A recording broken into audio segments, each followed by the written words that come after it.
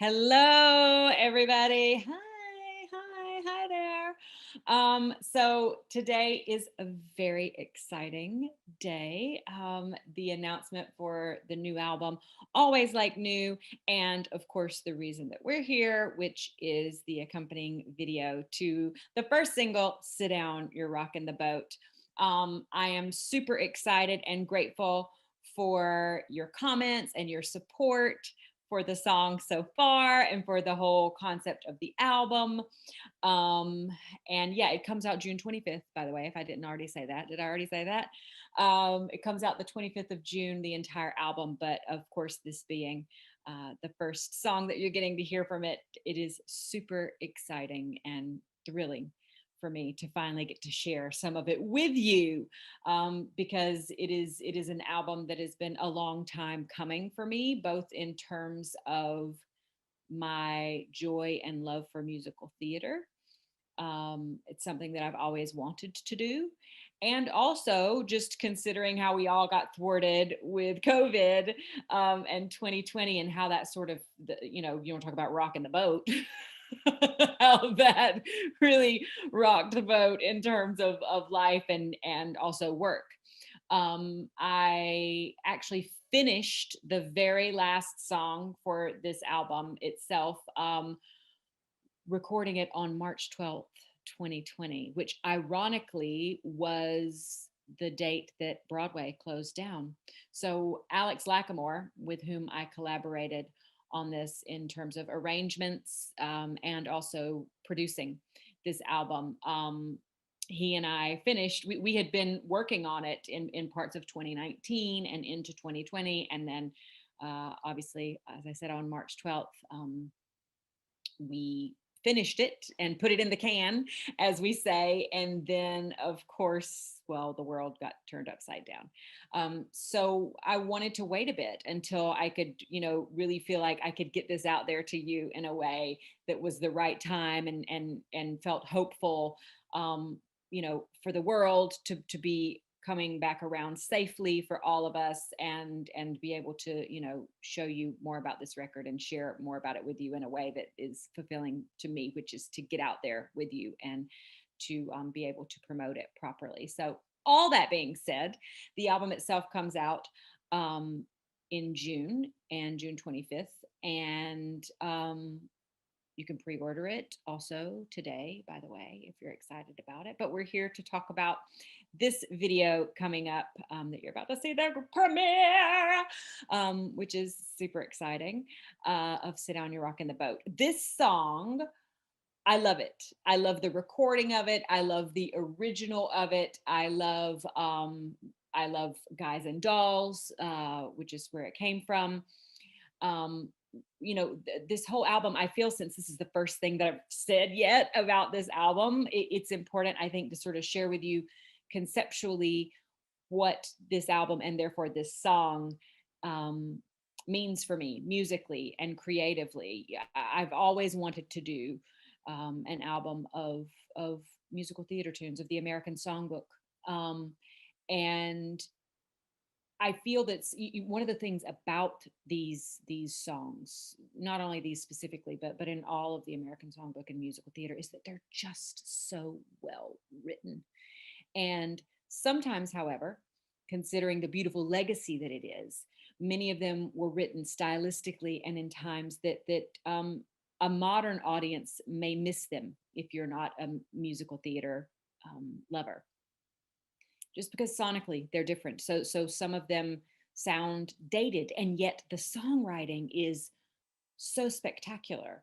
So I wanted to reimagine these songs and rearrange them in ways that they could be rediscovered or discovered anew, um, by people who may not have known them, or discovered again, rediscovered by people who knew them in one way but could then hear them interpreted in a new way. And it has been such a fulfilling and fascinating process to do this, working with Alex Lacamoire, an absolute dream. Um, working with Adam Zodovich, Broadway producer. He executive produced this, an absolute dream. This whole, all the players who played on this album, all the players who played on this song specifically, you'll hear, by the way, Broadway inspirational voices. If you don't know them, look them up online.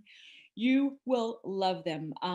They are a beautiful group led by Michael McElroy, of fantastic musicians, performers, and singers, with amazing voices. And they perform in a lot of different styles, but most specifically in it come from with the inspirational voices in a gospel choir style. So you will hear them on this track, as well as another on the album a little later. You will hear them on this track, though, specifically, and they kill it. They absolutely kill it. So look them up, Broadway Inspirational Voices. You will not be disappointed. They are amazing. But you'll hear an appearance by them on this record. That being said, getting to work with them was fantastic, amazing. Definitely elevated not only this recording, but you know, the other piece on the album that they're on. They are just fantastic. So thank you very much, BIV. Yay. So yeah, I'm excited for this song. I'm excited. You know, the original of this song, if you don't know it, also I would say go back, and when the album comes out, do this with all of them. If you don't know the originals of these, go back and listen, because the original, Walter Bobby, by the way, I love you. So Walter Bobby did this in Guys and Dolls, and then he went on, as the universe makes things happen. Later, whenever I was in Chicago in 2015, he directed me in that. He's just fantastic. But the original, his original performance of this, and the original, you know, composition itself is very, people all sit down, you're rocking, people all sit down, it's very dee dee dee dee dee dee. And for me, this was one of the first songs that was one of the anchors for this album. This was one of the first ones that I had already had in my head, and had already been, you know, rearranging from just like a vocal melody standpoint. And the way that I heard it was to like give it a backbeat, make it very like gospel esque, and the people all said sit down. You know, I thought that was such a fun interpretation of this song, to give it that groove. And for me, I lean to that vocally anyway, just coming from a gospel tradition myself. So this song was rearranged this way, and Alex did, obviously. Guys, I just can't wait for you to hear the whole album, because he also he's brilliant. One of the most talented people that I've ever worked with in my life and in my career, and just a joy to get to work with him. So yay. Hi, Alex, if you're watching. Um, but yeah, so this is Sit Down, You're Rocking the Boat, reimagined, rearranged, and interpreted. The video now you're about to see here in just a bit. But before we do that, I know you guys, some of you had sent some questions, and I have them over here. So let me make sure I look and I can see them. And I wanted to answer some of your questions about this song and about the project in general. So let's look here. What was the inspiration behind the album? Why Broadway, and why now to release it? So the inspiration, as I just mentioned, was loving musical theater, was wanting to reinterpret it and offer these songs to be discovered in a new way to people who either already knew them and sort of chunked them as a sound, you know, like, oh well, the musical theater sounds like this, but or this specific song sounds this way, but to give something fresh. Why now? Also, just as I mentioned, you know, it's something that I had wanted to do a year ago, or even earlier than now, I should say. But as time would have it, and as COVID has happened, this seems like the best time. But I do love that as the world is re-emerging, and hopefully safely. Please go get your vaccines, please, dear God.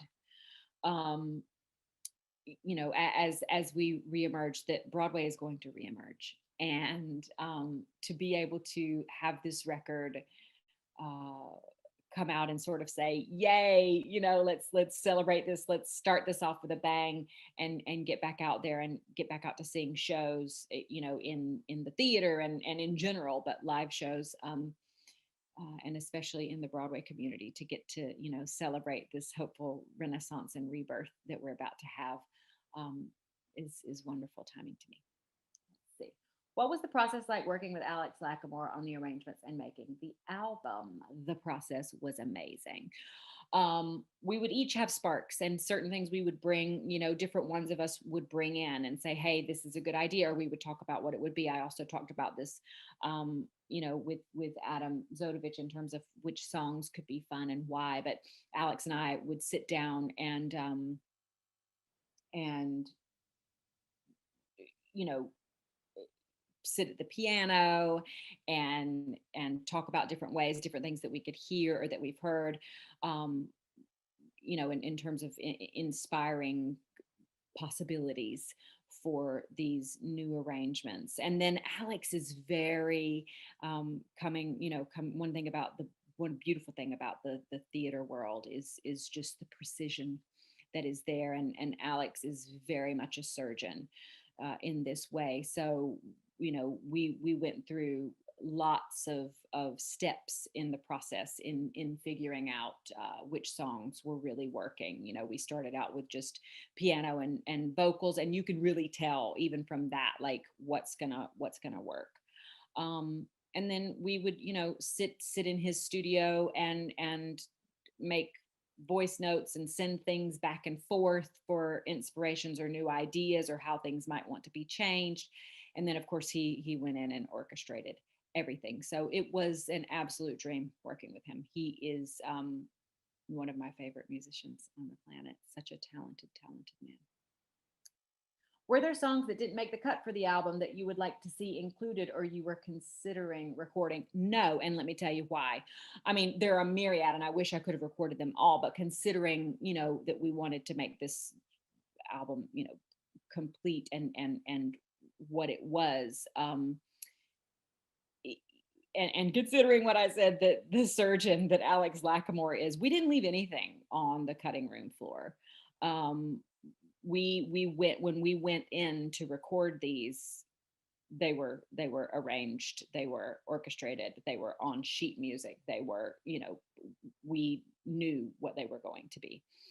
So we didn't go in with something just like, oh, let's see how this is gonna go. It was like, okay, yeah, we're pretty certain that this is gonna work and work well. So there was nothing on there that, even though now, of course, as some time has passed, I can hear a myriad of other songs, and there's so many good ones out there, but this is at the very least a first stab at making a collection with these reinterpretations.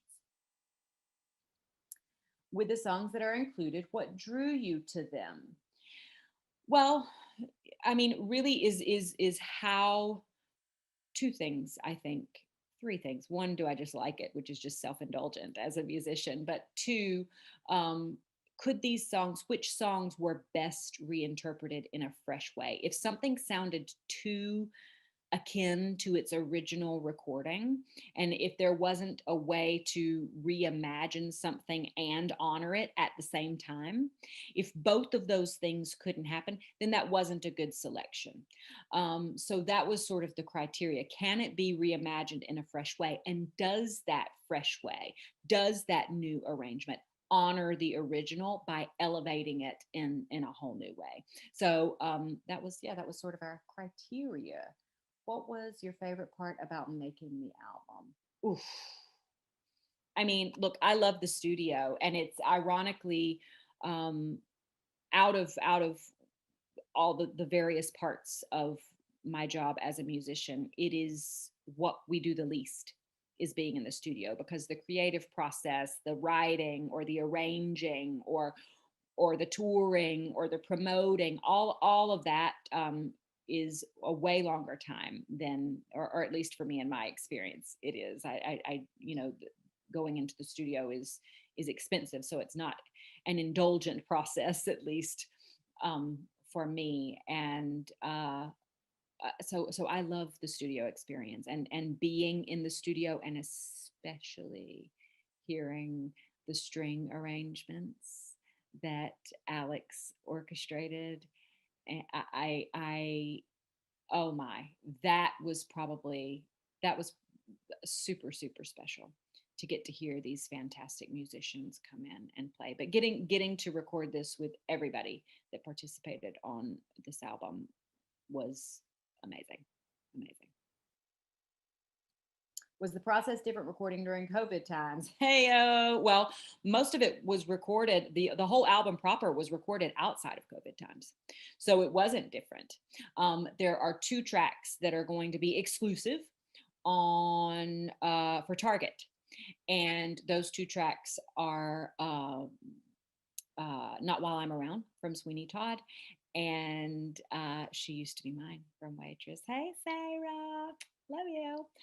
And so those 2, of course, that recording was different. You know, you're following the protocols, you're in with masks, you get tested before, all of these things. So yeah, any kind of work right now in COVID times, until we can all get the vaccine, I'll say it again, is going to be different, you know. But the majority of this record wasn't recorded during COVID times. What can fans expect with a new album, Always Like New? Any surprises? Ah, yes. Well, of course, I mentioned the Target exclusives, but also on the album, if you haven't already seen a track list, one of the wonderful, wonderful surprises on this record was getting to sing with Brandy Carlisle. I reached out to her and asked if she would do me the honor of singing on a song with me on this album, and she generously obliged. We Sing It All Fades Away from the musical Bridges of Madison County, written by Jason Robert Brown, and it is stunning. It is a dazzling, dazzling diamond on this album, and I just thank her so much for coming on and joining me on this. You know, it made it really, really special. So yeah, that's a surprise. Let's see. You're working on a musical of your own. Is the creation process and that similar to the creation of Always Like New? What's the same? What's different? Very different. Very different. Um, yeah, very different in the sense that these are rearrangements. These are songs that already existed in the American Songbook and in the legacy of musical theater. Writing this musical that I'm writing is, they're all original compositions. So that process is very, very different. Very different. Just answer, very different. Let's see.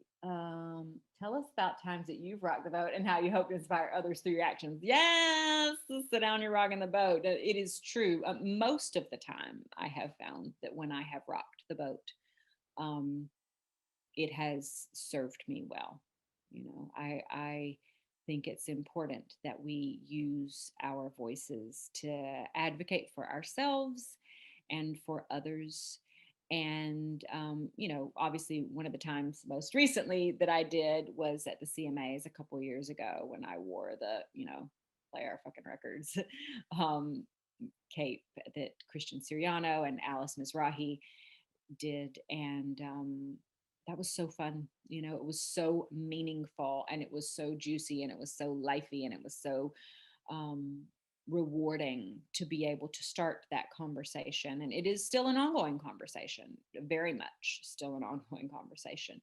Um, and unfortunately probably will be for a bit, but I do see hope there. I think a lot of us have seen, especially over this past year, you know, times when rocking the boat is important, and we've seen so much social awareness be born during this time. Sadly, much of it is out of injustice and out of pain. Um, and yet, if there has to be injustice and there has to be pain in life, it is then only fitting that there can be something reborn out of that and something changed, and hopefully to right the wrongs, and uh, you know, have there be justice, and have there be learning, and have there be tolerance, and so many things. So all that to be said, rocking the boat is a good thing in my book. Who are other people you see rocking the boat at the moment, whether that be in music, television, on or opposite? Yeah, so same thing. So like let's anybody who's out there doing what she does or doing what he does for the betterment of others, you can expect resistance, and you can expect sometimes to be called a boat rocker, if you will, among other things. I've been called a lot of things. And especially when you start to speak a truth that confronts people or holds up a mirror to them. Most especially, people hate when the mirror is held up. They hate it. They fucking hate it. When you do that, you will receive some resistance, and that resistance says you're rocking the boat in a good way. Is there anything else? I think those are at least a few of them that I picked. Yes. So, anyway, now is the time. Without any further ado, I want you to enjoy. Let me present to you and introduce to you the video for Sit Down, You're Rocking the Boat. The inspiration behind this, the artist Rafatoon created it. He's a fantastic animator. I loved his work, and he did a wonderful job making a fun, saucy, sassy, retro sort of throwback vibe for this story. And you may even see, speaking of the CMA moment of Player Fucking Records rocking the boat, you may even see a little cameo of that in this video. So I hope you enjoy it. Thank y'all so much. Thank you for your questions. Thank you for, I love seeing all of you pop up here, and thank you for your support. Thank you for loving music. Thank you for listening to music. And I really, really hope to see you soon. And there'll be more music to come. But till then, I hope you enjoy the video. Thanks. Bye.